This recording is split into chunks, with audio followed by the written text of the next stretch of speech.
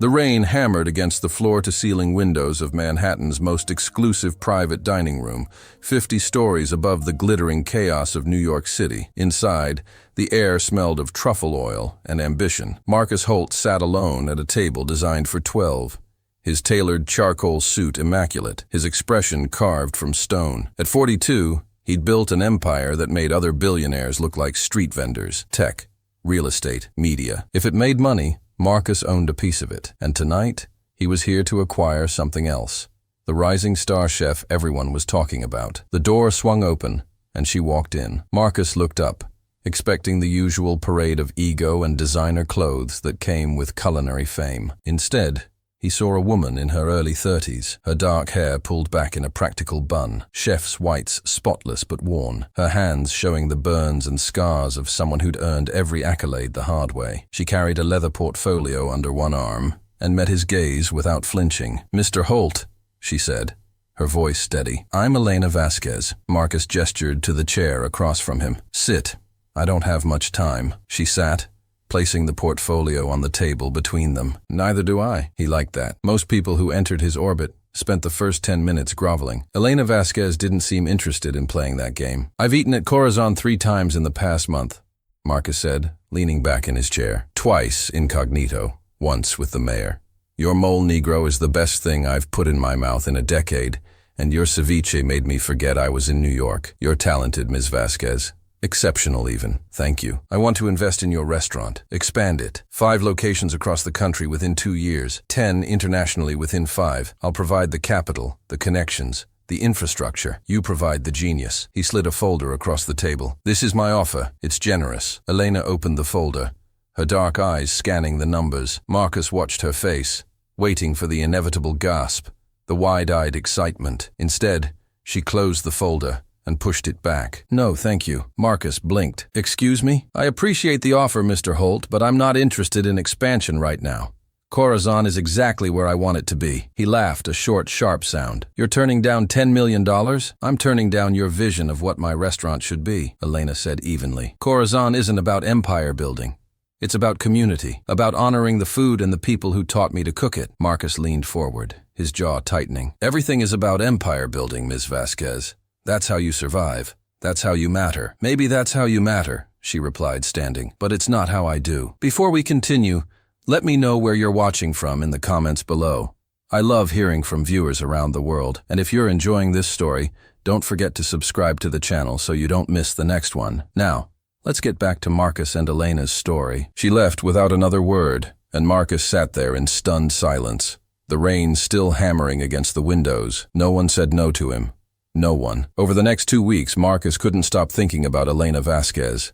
It wasn't just the rejection, though that stung more than he cared to admit. It was the way she'd looked at him, like he was missing something fundamental about life. He tried to bury himself in work, closing a deal in Singapore, testifying before Congress about antitrust regulations, appearing on the cover of Forbes for the 3rd time. But every night, he found himself thinking about that mole negro, about the way Elena's hands had moved when she talked about her food. Finally, on a Friday evening when his assistant had gone home and his penthouse felt too empty, Marcus did something he hadn't done in years. He put on a baseball cap and jeans, took a cab downtown, and stood in line outside Corazón like everyone else. The restaurant was small, maybe 20 tables, tucked between a bodega and a dry cleaner in the East Village. The walls were painted warm terracotta, strung with papel picado banners in bright blues and yellows.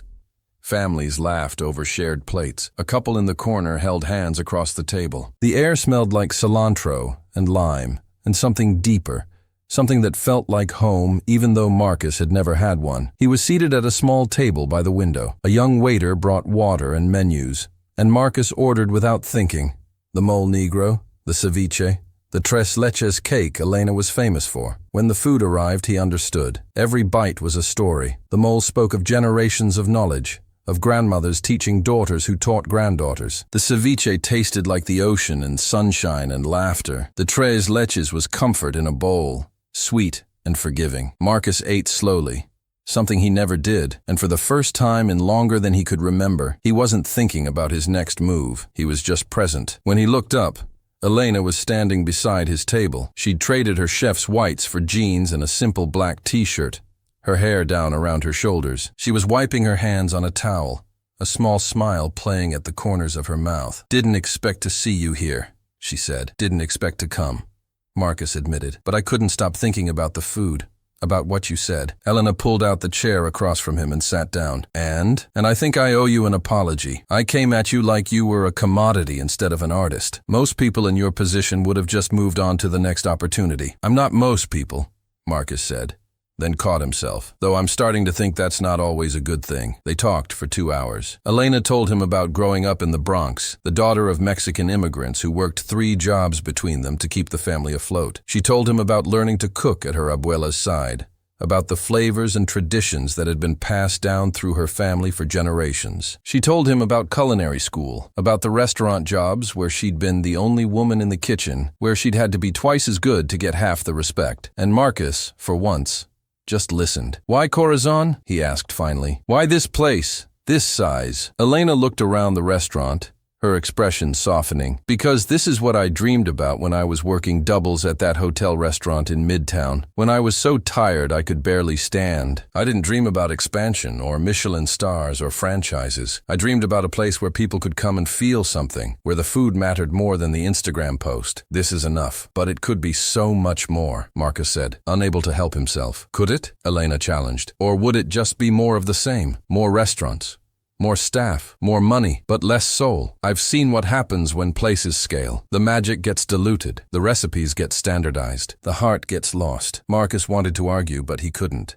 He'd seen it too in every company he'd ever acquired. Growth meant sacrifice. Scale meant compromise. What if there was a way to grow without losing the soul? He asked quietly. Elena studied him for a long moment. "I don't think there is, not in the way you're imagining." Marcus left the restaurant that night with more questions than answers, but he also left with Elena's phone number and an invitation to come back any time. Over the next 3 months, Marcus became a regular at Corazón. He'd show up on random weeknights, always alone, always sitting at the same table by the window. Sometimes Elena would join him after the dinner rush, and they'd talk about everything and nothing.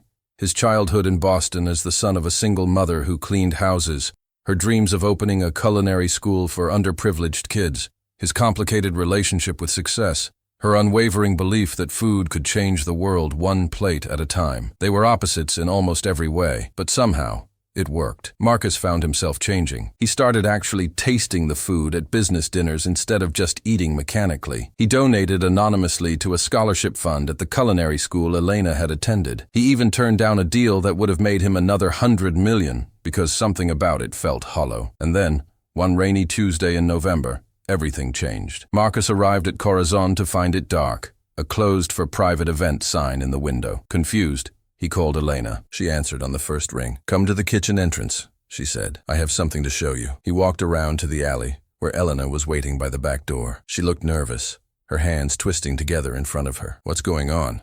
Marcus asked. "There's someone I want you to meet," Elena said. "Someone important." She led him through the kitchen, empty now, gleaming in the overhead lights, and into a small office at the back. An elderly woman sat behind the desk, her silver hair pinned up, her face a roadmap of wrinkles earned through decades of laughter and hardship. She looked up as they entered, and Marcus saw Elena's eyes, Elena's smile, reflected in the older woman's face. "Mr. Holt," Elena said, "this is Rosalía Delgado, my abuela." Marcus extended his hand, but the old woman just looked at him, her gaze sharp and assessing. "So you're the billionaire who keeps trying to steal my granddaughter's restaurant," she said in accented English. "Abuela," Elena protested, but Rosalía waved her off. "Sit, young man," Rosalía commanded, and Marcus sat. For the next hour, Rosalía Delgado told him a story. She told him about fleeing Mexico in the 1960s with nothing but the clothes on her back and the recipes in her head. She told him about building a life in America, about the discrimination and the struggle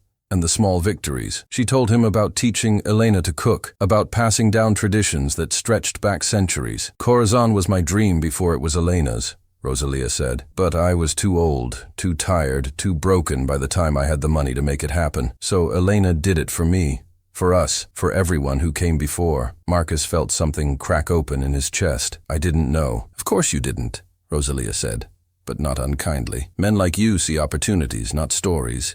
You see numbers, not souls." "That's not fair," Marcus said, but even as he spoke, he knew she was right. Elena, who'd been silent this whole time, finally spoke. "I didn't bring you here to make you feel bad, Marcus. I brought you here because I need to tell you something." She took a deep breath, her hands trembling slightly. "3 weeks ago, I got a call from a developer. They want to buy this building. They're offering enough money that I can't refuse. Not legally. The landlord is selling, and my lease doesn't protect me." Marcus felt ice flood his veins. "When?" "We have until the end of January. 2 months. Elena, I can—" "No," she said firmly. "You can't buy the building for me. You can't swoop in and save the day like some corporate superhero. This isn't about money." "Then what is it about?" Elena looked at her grandmother, then back at Marcus. "It's about legacy, about what matters. I've spent 3 months watching you change, Marcus, watching you learn to slow down, to appreciate things for what they are instead of what they could become. And I realize something. Maybe growth doesn't have to mean losing your soul. Maybe it's about finding people who share your values and building something together." She pulled out a folder, different from the one Marcus had given her months ago, and slid it across the desk. "This is my proposal," Elena said. "Not an expansion, a foundation, a culinary school and community center, funded by Corazon's profits and whatever investors we can bring in. A place where kids from neighborhoods like the one I grew up in can learn to cook, can learn about nutrition and business and culture, where families can take classes together, where food becomes a bridge instead of a barrier." Marcus opened the folder, his hands shaking slightly. The proposal was thorough, detailed, ambitious. It was brilliant. "Why are you showing me this?" he asked. "Because I want you to be my first investor," Elena said. "Not because of your money, though that helps, but because of who you've become. Because I think you finally understand that the best things in life can't be scaled or standardized or franchised. They can only be shared." Marcus looked at Rosalia, who was watching him with those sharp, knowing eyes. Then he looked at Elena, who was holding her breath, waiting. And for the first time in his adult life, Marcus Holt made a decision that had nothing to do with profit margins or market share or return on investment. "I'm in," he said, "but on one condition." Elena raised an eyebrow. "What?" "You let me help you find a new location for Corazón, somewhere close by, somewhere with the same soul, because this neighborhood needs this restaurant. And your abuela's dream doesn't die just because some developer wants to build luxury condos." Rosalia laughed, a sound like wind chimes. "Now you're learning, young man." Over the next 2 months, Marcus threw himself into Elena's project with the same intensity he'd once reserved for hostile takeovers. He used his connections to find a perfect new location for Corazón, a converted fire station 3 blocks away with exposed brick and high ceilings, and enough space for both the restaurant and the culinary school. He brought in architects who understood the importance of preserving character. He connected Elena with other investors who believed in the mission, not just the money. And somewhere along the way, as they worked side by side late into the night over blueprints and business plans, as they argued about flooring materials and debated the merits of different ovens, Marcus fell in love. Not with the idea of Elena, not with what she represented, but with her stubborn integrity, her fierce loyalty, her ability to find joy in small moments, her belief that one person really could change the world. The new Corazón opened on a Saturday in March, the first warm day after a brutal winter. The restaurant was packed with everyone from the old neighborhood,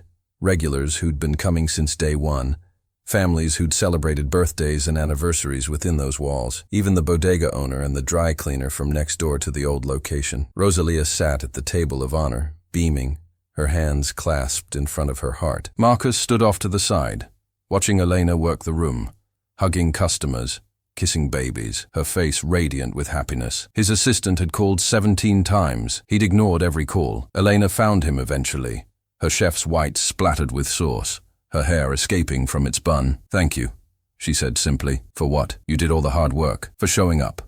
For listening. For caring about something bigger than yourself." She paused, her dark eyes searching his face. "For becoming the kind of man my abuela approves of," Marcus laughed. "That's a high bar. The highest." Elena agreed. She hesitated, then took his hand. "I have something else to tell you." His heart stuttered.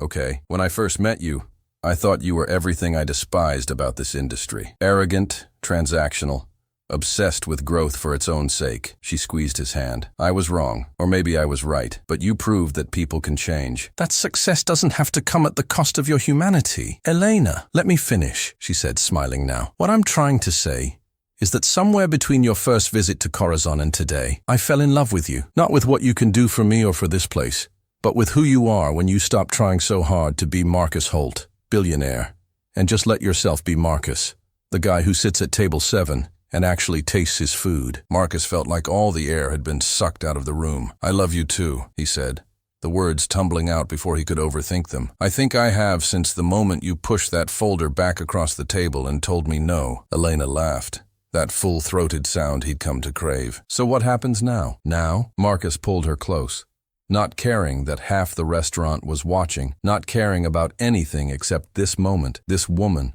this life he was building that had nothing to do with empires and everything to do with meaning. Now we see what we can build together. No contracts, no deadlines, just us, Elena echoed, and kissed him. Across the room, Rosalia caught Marcus's eye and nodded once, a benediction and a warning all at once. He nodded back, understanding. He'd been given something precious. He'd spend the rest of his life proving he was worthy of it. As the party stretched into the evening, as the restaurant filled with music and laughter, and the smell of Elena's incredible food, Marcus Holt realized something profound. He'd spent his entire adult life chasing success, measuring his worth in dollars and deals and dominance. But standing here, in this repurposed fire station in the East Village, holding hands with a chef who'd taught him that the best things in life can't be bought or sold or scaled, he finally understood what he'd been missing. Connection, community, love, the things that actually mattered. Outside, New York City roared on,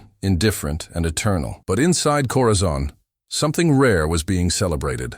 The transformation of a man who'd had everything and nothing, who'd been lost until a woman with scarred hands and an unshakable vision had shown him the way home. And that, Marcus thought as he watched Elena laugh with her grandmother, as he felt the warmth of belonging wash over him like sunlight after rain, was worth more than all the empires in the world.